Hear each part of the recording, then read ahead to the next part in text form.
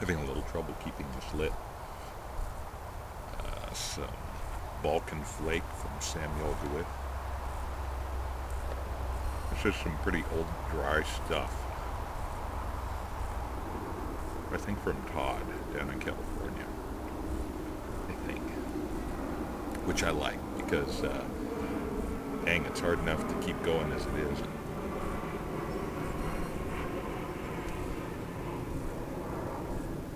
.737 going into Boeing Field.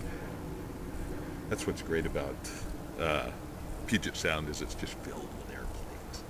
Some people hate it. I have some friends who live kind of downwind or upwind of the third runway at SeaTac, and they kind of hate it.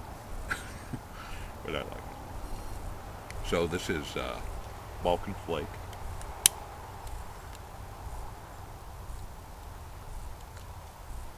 Deliciously cool. A blend of fine Virginias and Latakia from the house of Samuel DeWitt, Kendall, England.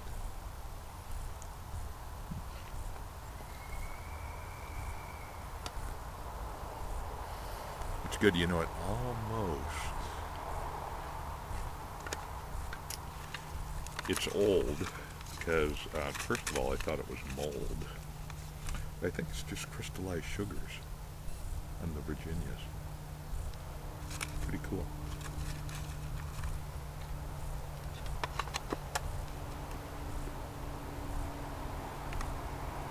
It is cool.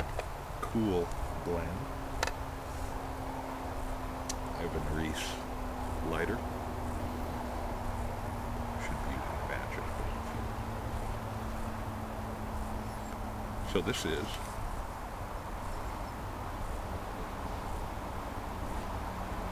a very vintage custom build. In the script, custom dash built. So it's the first ones. Quite possibly from the 1930s up until, what, 46? So,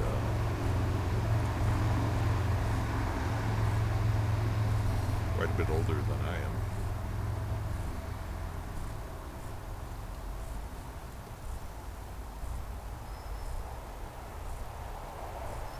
You almost have to concentrate to keep this going.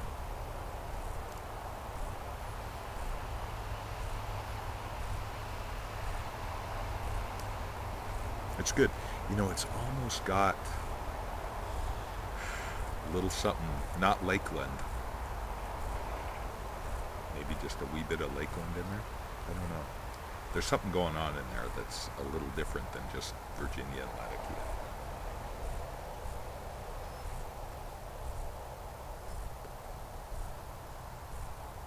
Soapy, Lakeland, floral.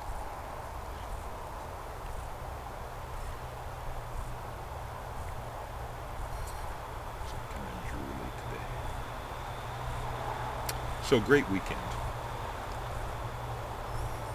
Brian, I was thinking of you when I'm smoking this because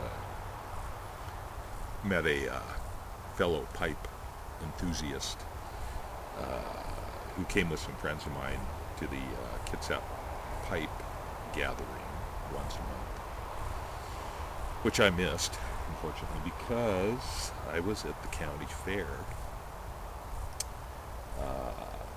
I had mentioned in a previous video that I baked for a little while. Was I a baker? I had no credentials. I had no training.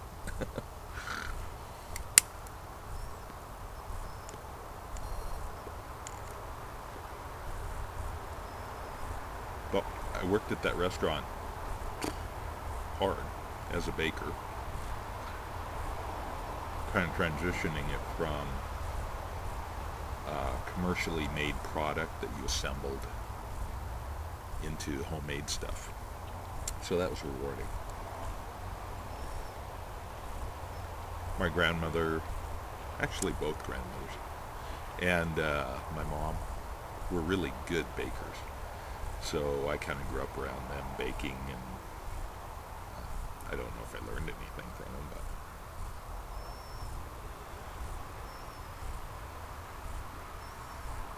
anyway, I entered a pie in the county fair. So I was dancing with the man code there.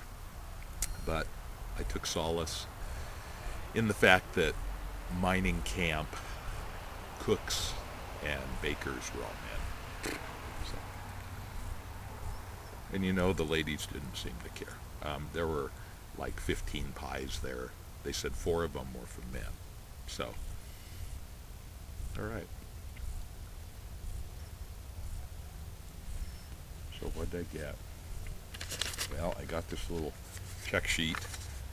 I'll see if I have a little video of them tasting the pie. What they do is they take a slice, big slice, out of the pie, and then dump it upside down on a plate. So they can determine the doneness and quality of the bottom crust, and how done the whole thing is. So they're like picking at it, and they're just like, being very critical, which a judge would be. So I thought, I don't have a chance in hell.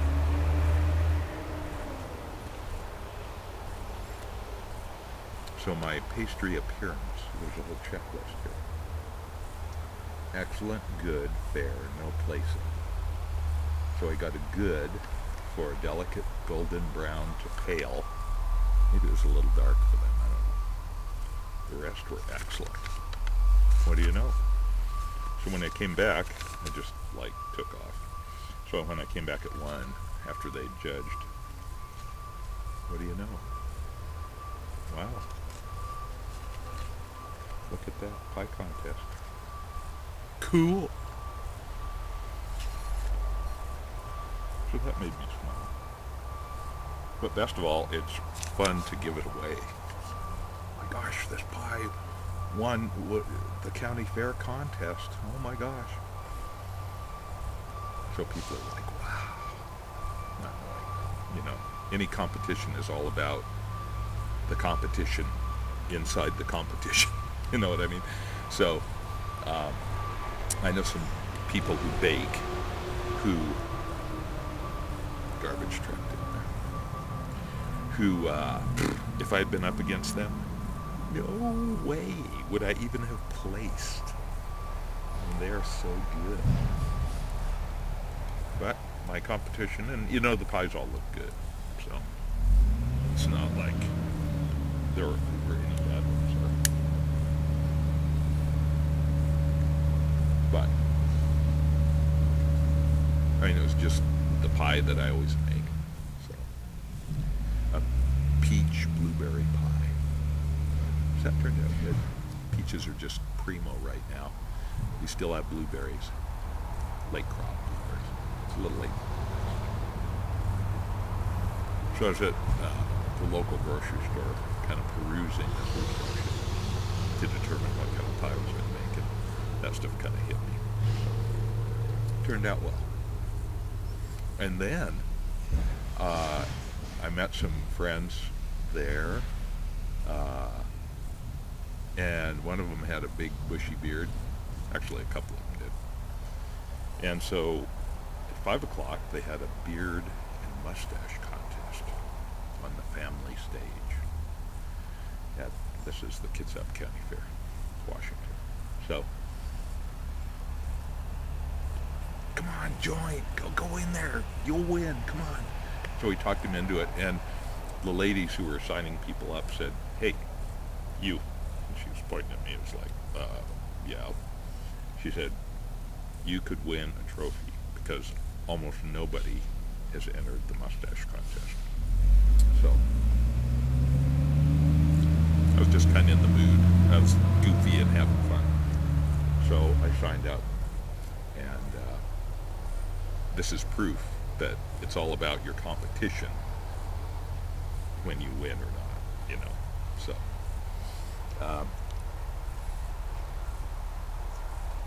so what do you know? I got second place.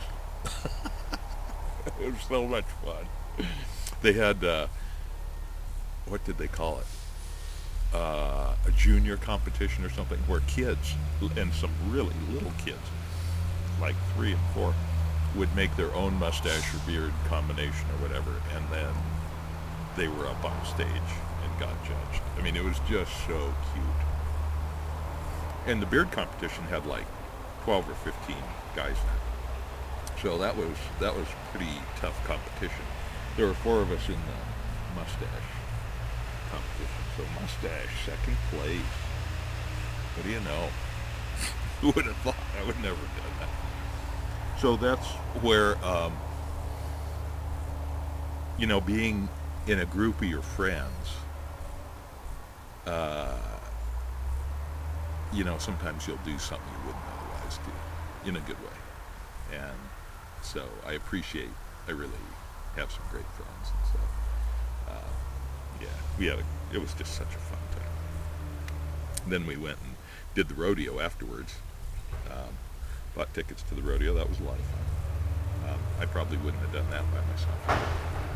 So it was great. Yeah, I had a lot more fun with them than being there by myself. But I'm kind of a loner usually, and so being solitary is kind of my standard mode.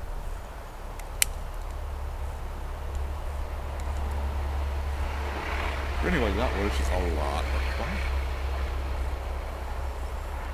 And it might have been fun too. Look how well I'm healing. This is good. This will be a little Frankenstein-y here. And this will too, but you'll never notice it. The ear, actually I thought the ear would be all kind of weird, but it's not. It's healing right up. So, that's what your $40,000 buys. He did a really good job. It kind of makes you think about things. So, my neighbor who coordinates cancer survivor stuff, they have a Relay for Life thing every summer, and she was part of that. She said, "Hey, I got to get you a t-shirt here."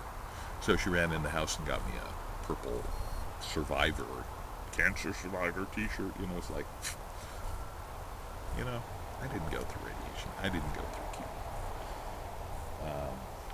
Yeah, I survived it, but it was hardly, they caught it so early that I was hardly in danger. So, anyway, I still feel kind of guilty wearing that t-shirt, but I have it just in case.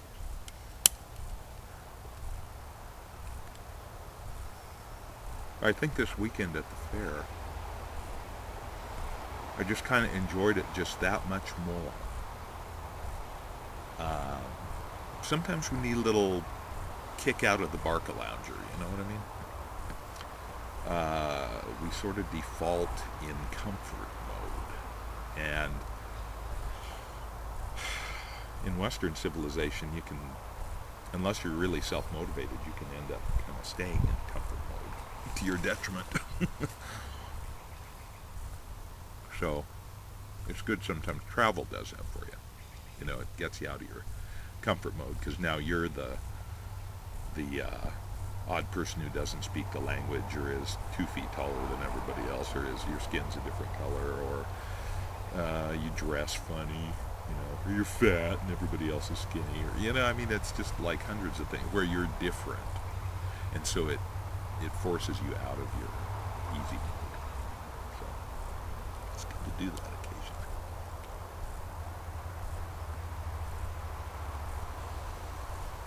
So I'm kind of thinking maybe that was one reason I enjoyed the weekend so much. Well, this is a good smoke, but it's a slow smoke, as many Latakia smokes are. So I'm going to have to go back to work, and I will take this with me. And maybe I'll smoke it later.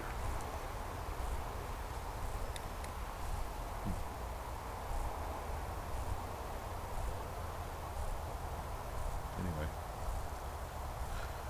observations. Enjoy your summer, everybody. Truly.